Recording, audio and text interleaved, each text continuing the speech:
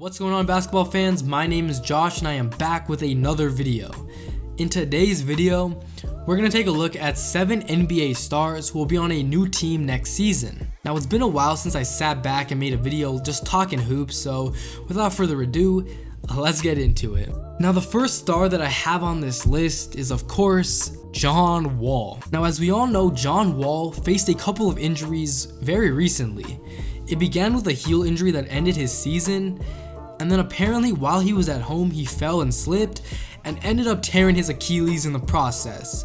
Shams reported that John Wall is going to be out for 12 months. So John Wall essentially is missing a season and a half if you include his heel injury and then now this Achilles injury. For a guy who just signed a supermax contract and a guy who is leading a team that had promise, it's very difficult to see. You gotta feel for John Wall, the Washington Wizards, and all their fans. Now, when it comes to the Washington Wizards, at this point it's probably best that they scrap the team and try to start a rebuild once again. This was the best team that the Wizards have had since the Gilbert Arenas era, and they are currently sitting at the 11th seed in the Eastern Conference. So with that being said, it might be best for the Wizards to trade John Wall and try to acquire the assets and the pieces necessary to start the rebuild. I mean, I'm sure those teams are going to have interest in Wall even after he's coming off of an injury. Maybe Phoenix, maybe Orlando, maybe even the Chicago Bulls. There are some of those lower level teams that might have interest in bringing a guy like John Wall in, a guy who's been an all-star in this league for years, and a guy who can lead a franchise. But yeah, I think John Wall next season will definitely be on a different team. Next up, we have Bradley Beal. Now, like I mentioned with John Wall, Bradley Beal is in the exact same position. He's healthy, he's an all-star, a two-time all-star that is, but he doesn't fit in with this Wizards team. Beal is young, but this Wizards team might want to restart the franchise, and with that being said, they're going to bring in these 20, 21-year-olds. With Bradley Beal being a little older in age, he might not fit the timeline, and he might want out of Washington. In addition, Beal might want to win at this point in his career, and Washington for the next couple of years isn't going to be that place to win. Now, he's not going to be a free agent because he just recently signed a contract, but I could see Bradley Beal requesting a trade, wanting to play for a contender, and there's going to be a ton of teams who are going to have interest in Bradley because of his skill set. He's a phenomenal shooter, a great offensive player, and with today's NBA, he can pretty much fit on every single NBA team. Some contenders that might want him are, of course, the LA Lakers, who are always in the sweepstakes, maybe Boston, maybe Milwaukee, maybe Toronto. So there's definitely interest for Bradley Beal, and I think if Washington decides to rebuild, Bradley Beal is gone as well. Next up, we have Kemba Walker. Now, Kemba has been going off this season, cardiac Kemba. He's made the All-Star team and he's playing for a franchise that has been struggling in the last couple of years. Since Kemba was drafted, the Hornets really haven't put the best team around him. They brought in Nicholas Batum, who got overpaid. Dwight Howard as well got overpaid and was also way out of his prime. And even with the free agency signings lately, they just don't make sense. Tony Parker, I mean, yeah, Tony Parker is going to be a Hall of Famer one day, but he's not winning, titles here in 2019. And ultimately, Kemba just doesn't have the right team around him. And as he's getting up in age, there's going to come the time when Kemba is going to want to win, and Charlotte isn't the place to do that. There were talks last year that Kemba could have ended up in Cleveland for a Kevin Love swap, but eventually that trade didn't materialize. But Kemba seems like one of those guys, especially since he's a free agent this offseason, who might look elsewhere and might look for a franchise that can contend and a franchise that can win an NBA title and fulfill Kemba's need to become a champion. With his free agency coming up here in a couple of months, I would be shocked if Kemba stayed in Charlotte, especially with the teams that are opening up and the teams that have cap space this summer. Next up, we have Kevin Love. Now, Kevin Love has missed most of the season due to an injury, and the Cleveland Cavaliers are one of the worst teams in the NBA. As I'm recording this video, they are the 14th seed in the Eastern Conference, and they have no hope, man. I mean, their only hope is to get Zion Williamson in June, but besides that, those guys are playing for absolutely nothing. And with Kevin Love now getting paid, of course, but getting up there in age, who knows what Kevin Love wants to pursue at this point in his career. I mean, he's got his ring, he's got his money. It's more of a matter of what Kevin wants to do, what kind of lifestyle he wants to live, and if he wants to win even more in his NBA career, because he's one of those guys who is on the verge of the Hall of Fame, because I think With the career he had in Minnesota and the ring and the career he had in Cleveland, he makes an interesting case. He's definitely not no first ballot Hall of Famer, but he definitely has the potential. And I think if he were to go on and win maybe a ring, maybe 2 more rings, a couple more All-Star appearances, K-Love could easily make the Hall of Fame. So it'll come down to what Kevin Love wants to do with his career and with his future. There's definitely going to be teams out there who want him. I could see him ending up maybe in Houston, and then even some of the lower tier teams might also be interested. And if Cleveland wants to enter the era of maybe the Zion Williamson or the era of RJ Barrett or John Morant, trading Kevin Love might be the first step in entering a new era of Cleveland basketball.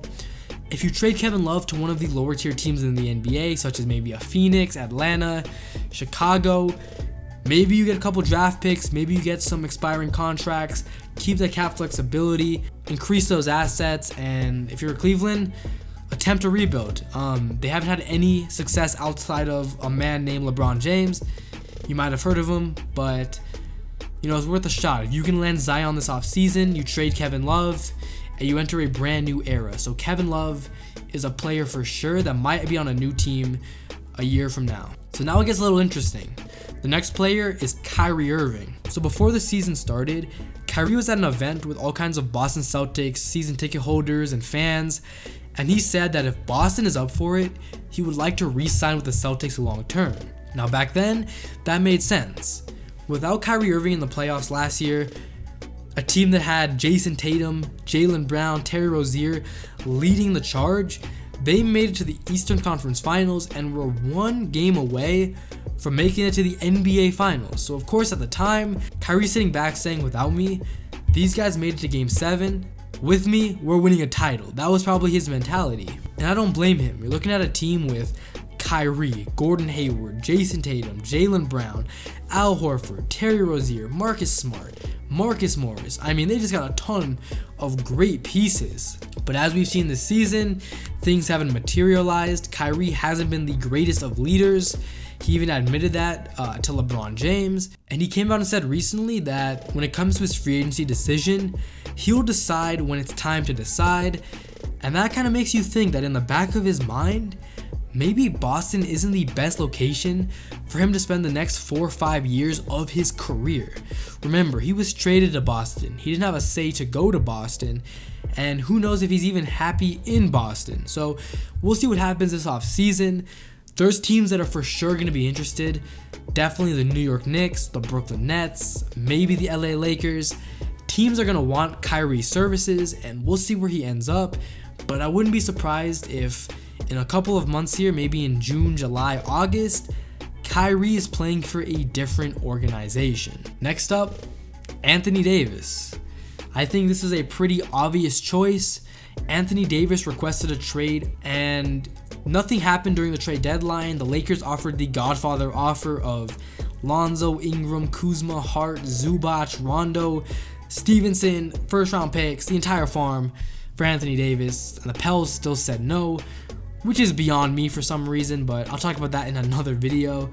But anyways, Pelicans tried to trade AD. Nothing came out. They're going to wait for Boston's offer in the summer, and most likely AD will be playing for another franchise here in June or July. Whether he gets traded during the draft, during free agency, maybe it prolongs into August, kind of like the Kawhi PG situations. Anthony Davis, by next season, will without question be playing for a different organization. Now personally, I want to see him end up in LA. I think a team of him, LeBron, and whoever else they can bring in would be a team that could definitely compete for a title. Boston can make probably the best offer for AD, an offer revolving around Jason Tatum, couple draft picks, maybe even a Jaylen Brown or Gordon Hayward. So we'll see what happens with Anthony Davis, but without question, that man is going to be playing for a different team here in a couple of months.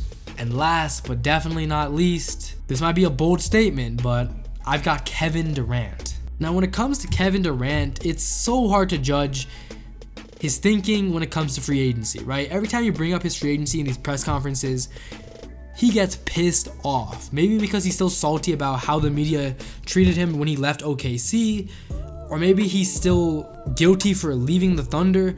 Who knows? But when it comes to free agency, it's a sensitive topic for Kevin Durant. But with that being said, the thing that KD has to do now in his career is rebuild his legacy. Most of us, when we think about Kevin Durant, we think about the snake, we think about the guy who can't win on his own, we think about the guy who needed to team up with 3 other All-Stars, now 4 All-Stars to win an NBA title, and we think of a guy who's always been number 2 in his entire career. He was the 2nd draft pick, he's been known as the 2nd best player in the world behind LeBron James, and even on his team, some might say that he's the 2nd best player on his team behind, of course, Stephen Curry. So if Kevin Durant wants to rebuild his legacy and rebuild his image, he'll be an unrestricted free agent here in July. And with that being said, he could sign anywhere, whether that's the New York Knicks, the Brooklyn Nets, the Washington Wizards, the LA Lakers, the LA Clippers even. Kevin Durant has the choice to go out and try to rebuild his legacy, and that's a decision that I could definitely see him doing. Leaving Golden State and becoming the man for a different organization might be the best move for KD at this point in time in his career. But in my honest opinion, I think Kevin Durant is going to leave the Golden State Warriors. So with that being said, those are 7 NBA stars who will be on a new team next season. Let me know if you agree or disagree in the comment section down below. Also, if you guys enjoyed this type of video, hit that subscribe button for me. I would much appreciate it. Also, hit that like button if you guys enjoyed. But that's it for me. Till next time, peace.